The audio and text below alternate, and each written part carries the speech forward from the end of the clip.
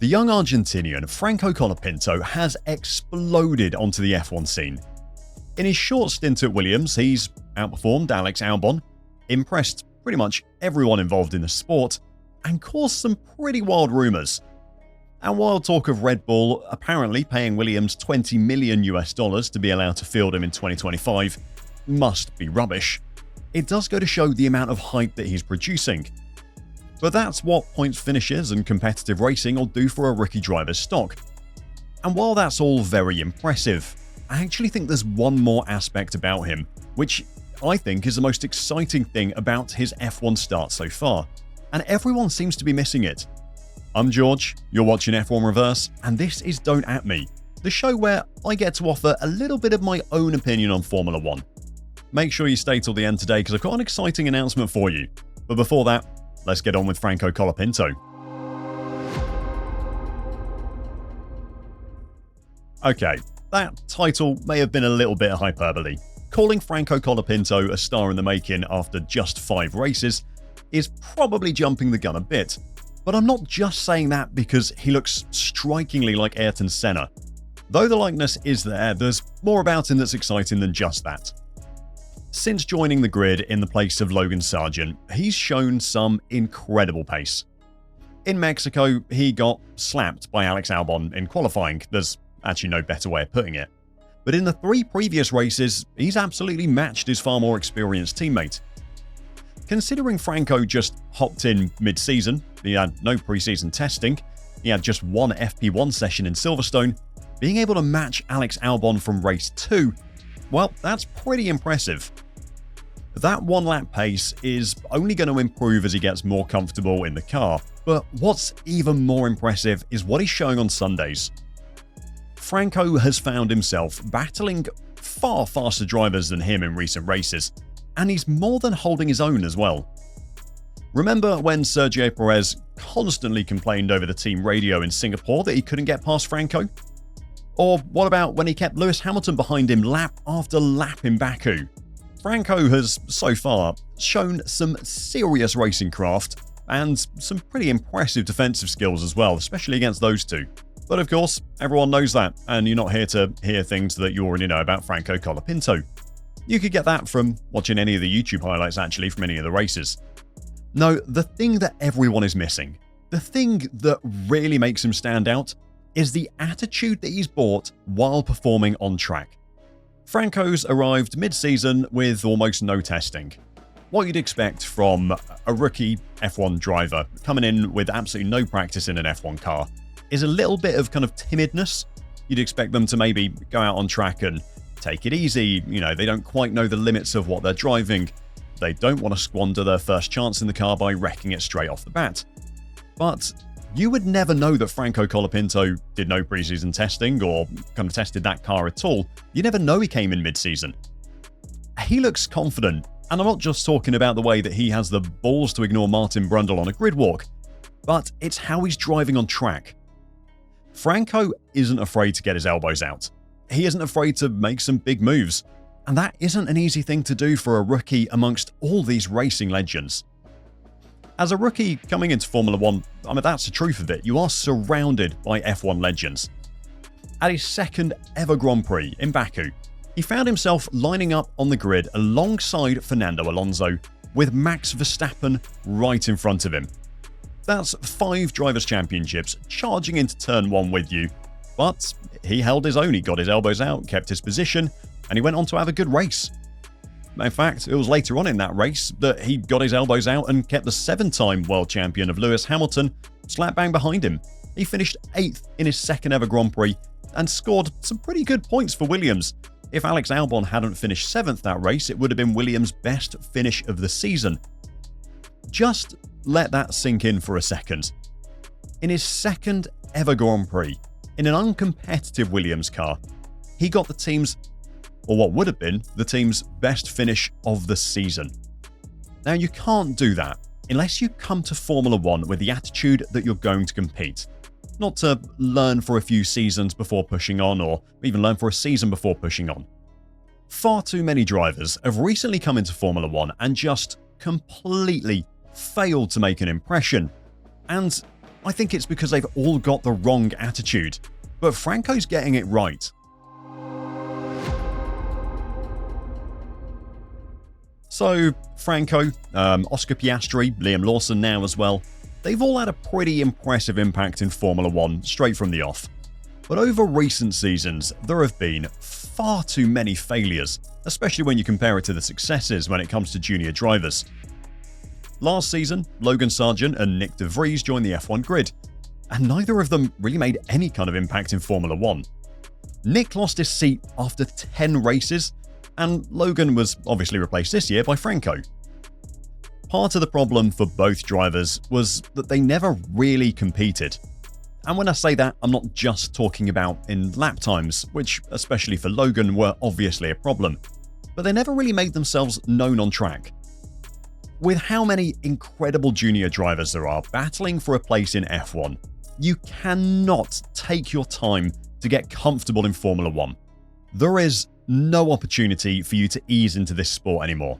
You have to go full throttle from day one, and you have to get into the fight. If you don't show some steel out on track, people are going to question your mentality. Nick de Vries is the perfect example of this. Red Bull just didn't see him as having the fight. They literally said he didn't show them enough to think that he would ever be really successful in Formula 1. And Logan and Nick both lost their F1 places actually without ever really showing anything. You want those more experienced drivers, the likes of Lewis Hamilton, Fernando Alonso, Sergio Perez, these are older guys who have been in the sport for years.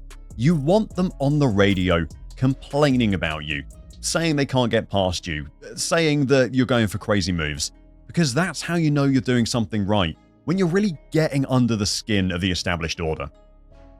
Before those two, before Nick and Logan, there was Zhou Guanyu, and he had the exact same problem. Once he leaves at the end of this season, his 3-year stint in the sport will be labelled as probably the most forgettable ever. Mark my words. Well, apart from maybe that Silverstone crash, that might be the one redeeming fact. The year before, we had Mick Schumacher and Nikita Mazepin. And to be fair to Nikita, he did try to establish himself, but some pretty serious skill issues held him back. But Mick never really looked like he had much about him though. I mean, the only real impact he made in the sport was when he hit the barriers on a bi-weekly basis. What I'm trying to say is that so many drivers have made the F1 grid recently and just completely failed to make any kind of impression or impact. And the problem has always been that they've just been too timid and they've tried to take time to settle in. But that just hasn't worked for any of them, and they've lost their seats as a result. Those that have managed to establish themselves in F1 in the past decade, let's say, they haven't done that by waving through more experienced drivers or playing nice with their rivals. You don't make friends in Formula 1, you make enemies. Those that have succeeded have done it by being aggressive and going after positions. I think about George Russell. Whether you love him or you hate him, his often overly aggressive driving at Williams earned him a spot at Mercedes. The perfect example being that time where he messed up, wiped out Valtteri Bottas, then went and slapped Valtteri Bottas on the head because he felt it was his fault. It was completely out of order. But he made an impact. He was trying to make moves. He was trying to impress people who were watching. Liam Lawson last season replaced Daniel Ricciardo, and for those 5 races, he absolutely took the fight to those around him, to all the people that VCARB were driving against. He got out on track and looked to impress. And he only had one free practice session before his first ever F1 qualifying, but he went out there, he got his head down, and he raced like he wanted to race, and he raced like his place in Formula 1 depended on it, which it did. He was aggressive, he was assertive on track, and he made himself known.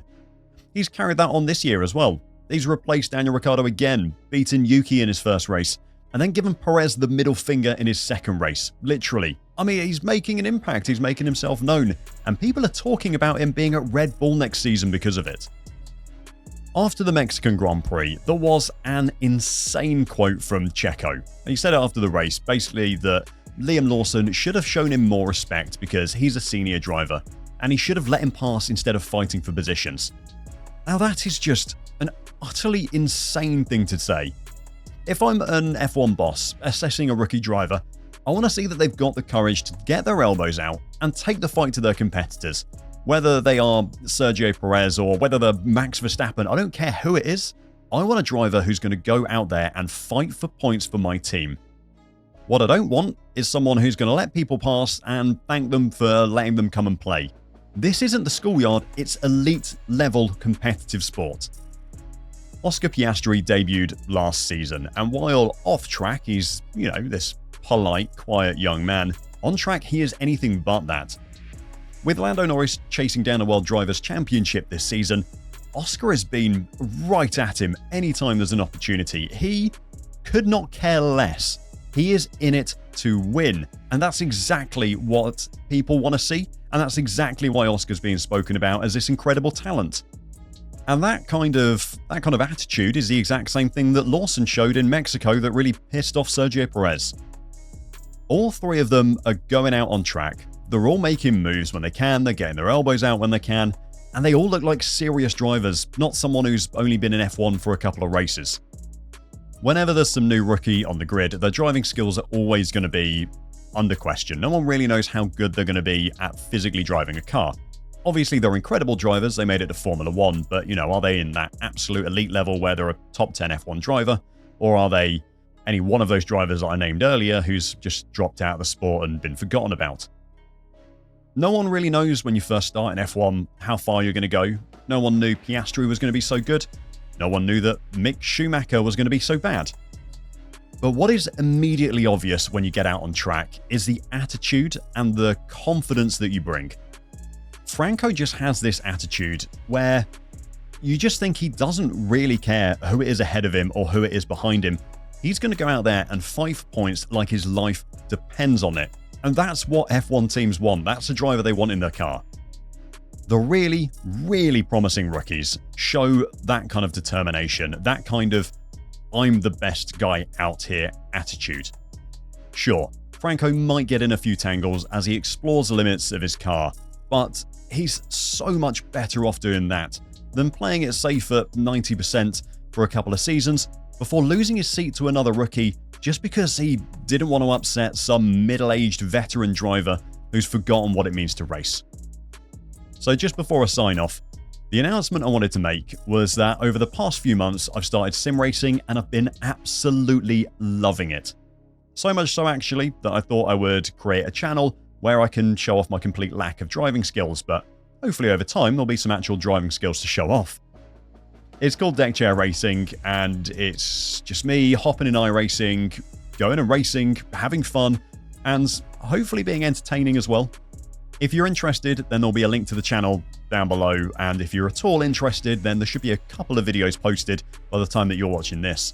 If you sim race yourself, or you're interested in getting into sim racing, or maybe listening to me talk about Formula 1 every day isn't enough for you, then go check it out. Thanks a lot. Anyway, I was George, you've been watching F1 Reverse, and please don't at me with your comments about why Mick Schumacher was actually a really promising driver but Haas never let him shine. I don't want to hear them, I don't care.